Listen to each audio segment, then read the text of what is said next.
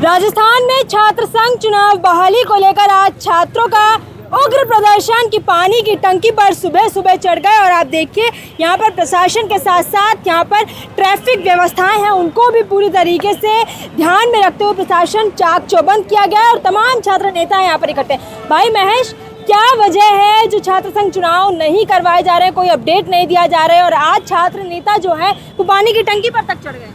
देखिए, लगातार पिछले 3-4 से राजस्थान के अंदर छात्र संघ चुनाव नहीं हो रहे और एनएसयूआई राजस्थान लगातार छात्र संघ चुनाव की बहाली को लेकर प्रदर्शन कर रही है। पूरे प्रदेश के अंदर कर रही है, विश्वविद्यालयों के अंदर कर रही है, महाविद्यालयों में कर रही है, लेकिन सरकार इतनी लापरवाह और बेपरवाह है। सरकार का कोई नुमाइंदा पिछले 10-15 दिन से राजस्थान विश्वविद्यालय के मुख्य द्वार पे छात्र नेता धरना दे रहे हैं, लेकिन सरकार का कोई नुमाइंदा बात करने के लिए नहीं आता है। सरकार छात्रों से बड़ी हो गई। सरकार जो सत्ता में आई, जिन्होंने वादे किए कि हम आएंगे तो छात्र संघ चुनाव करें, जिन्होंने अपने घोषणा पत्र में डाला कि जब हम सत्ता में आएंगे तो छात्र संघ चुनाव करवाएंगे, लेकिन सरकार इतनी बेपरवाह, इतनी लापरवाह। सरकार सिर्फ आम छात्रों पर अंकुश लगा के उनका दमन करना चाहती है। सरकार सिर्फ ये चाहती है कि नए छात्र नेता विश्वविद्यालयों महाविद्यालयों में नहीं आए, क्योंकि जब वो आएंगे तो उनके बेटे बेटियां कहाँ चले जाएंगे। सरकार को ये डर सता रहा है, मंत्रियों को ये डर सता रहा है। हायर एजुकेशन मिनिस्टर जब इतने लापरवाह हैं कि आम छात्र 15 दिन से विश्वविद्यालय, जो प्रदेश का सबसे प्रतिष्ठित विश्वविद्यालय, वहाँ धरना दे रहे हैं, तो उनसे मिलने के लिए किसी प्रकार का कोई डेलीगेशन, कोई नुमाइंदा नहीं आता है। आप बताइए, मुझे लगातार छात्र नेता धरना दे रहे हैं, तो एक बार कम से कम बात करने के लिए आए, संवाद करें, वार्तालाप करते। तो आज ये नौबत नहीं आती, कोई नहीं आया, किसी प्रकार का कोई नुमाइंदा नहीं आया। अगर वार्तालाप करते तो आम छात्रों को टंकी पे चढ़ने की नौबत नहीं आती। लोकतंत्र में सबको अधिकार है अपनी मांग करने की जगह यहाँ पर जालियां लगाई जा रही कि कोई कूदे तो कम से कम जान तो बच जाए। जान, ये मेरी पता, जब कूदने की स्थिति हो जाएगी तो जान बचना नहीं बचना वो वहाँ कहाँ स्थायित्व में रहता है। जब कूदने, बच्चों को कूदने पे विवश सरकार कर रही है, तो सरकार किस प्रकार से पाप कर रही है। आप देखिए, सरकार आम छात्रों के भविष्य के साथ में खिलवाड़ कर रही है, आम छात्रों को मारना चाह रही है और छात्र विवश होकर टंकी पे चढ़े। कोई छात्र टंकी पे नहीं चढ़ना चाहता, जब विवश हो जाता है तो जब जाके टंकी पे चढ़ता है, क्योंकि लगातार 15 दिन से विश्वविद्यालय के मुख्य द्वार पे धरना दे रहे हैं, लेकिन सरकार का कोई नुमाइंदा बात करने के लिए, तो अंतिम रूप से सरकार का कोई नुमाइंदा बात करने के लिए आता तो आज छात्रों की यही स्थिति नहीं होती।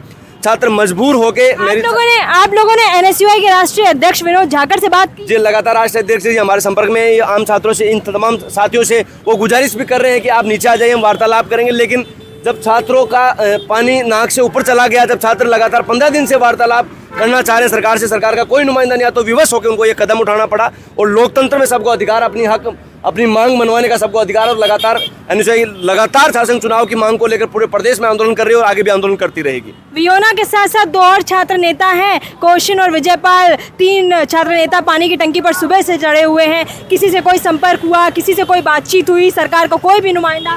देखिए, प्रदेश की तानाशाही सरकार का आप रवैया देखिए। सुबह 6:30 बजे से 3 बच्चे जो कि राजस्थान विश्वविद्यालय के स्टूडेंट हैं, उनका अधिकार है, संविधान उन्हें राइट देता है छात्र संघ चुनाव का।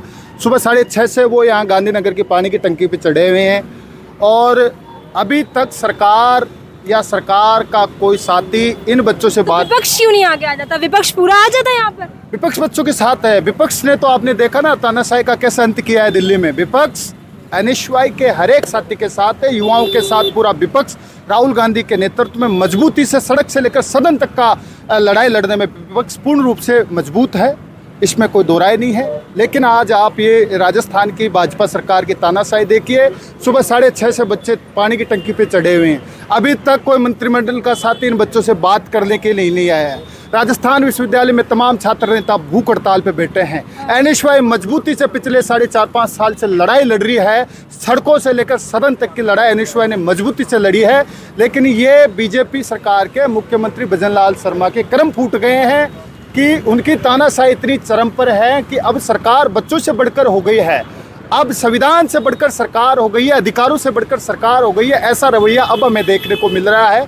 लेकिन भजनलाल जी को अपनी संवेदनशीलता दिखानी चाहिए, सरकार को अपनी संवेदनशीलता दिखानी चाहिए, आगे से अपना बड़ा दिल दिखाकर बच्चों से बात करनी चाहिए। क्या फ़र्क पड़ता है, छात्र संघ चुनाव करवाने चाहिए, ये उनका अधिकार है। तो कहीं ना कहीं अब सरकार को अपनी अति छोड़ना चाहिए और बड़ा दिल कर कर बच्चों से बात करनी चाहिए। जो बच्चे पानी की टंकी पे चढ़ाए हुए हैं, शासन प्रशासन को मिलकर इनसे बात करनी चाहिए, इनकी जो मांग है उसकी पूर्ति करनी चाहिए और उनको उतार कर इनका स्वागत करना चाहिए। मैं लगभग कितने लोग सुबह से यहाँ पर मौजूद थे? 3 लोग, लगभग 3 लोग तो ऊपर टंकी पर चढ़ गए। सुबह 6 बजे का मैं खुद यहाँ मौजूद हूँ। आप देख सकते हैं यहाँ प्रशासन, सरकार सुनती नहीं है तो प्रशासन हमारे साथ होते कि बच्चे कूदेंगे, कुछ अनहोनी ना हो, इस वजह से इन्होंने जाली लगा दी है। प्रशासन अपनी जवाबदेहिता नहीं दे पा रहा है, प्रशासन जवाबदेही नहीं है। सरकार, राजस्थान सरकार बिल्कुल अपनी तानाशाही दिखाते हुए इनके बच्चों के पास अपना डेलीगेशन नहीं भेज रही है। राजस्थान सरकार नहीं चाहती कि छात्र संघ चुनाव हो, वह चाहती है अपने बच्चे राजनीति में, अपने बच्चे अपना भविष्य बनाए। राजस्थान सरकार यह नहीं चाहती है कि आम छात्र, आम किसान का बेटा राजनीति में आए और आगे छात्रों की बात उठाए।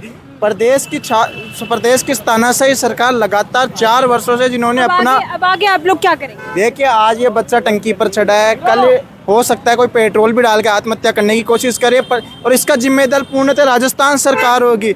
यदि हमारी मांगे नहीं मानी गई तो कल जेलन मार्ग भी जाम होगा, कोई बच्चा आत्महत्या करने की कोशिश भी करेगा और हो सकता है कुछ हो भी जाए।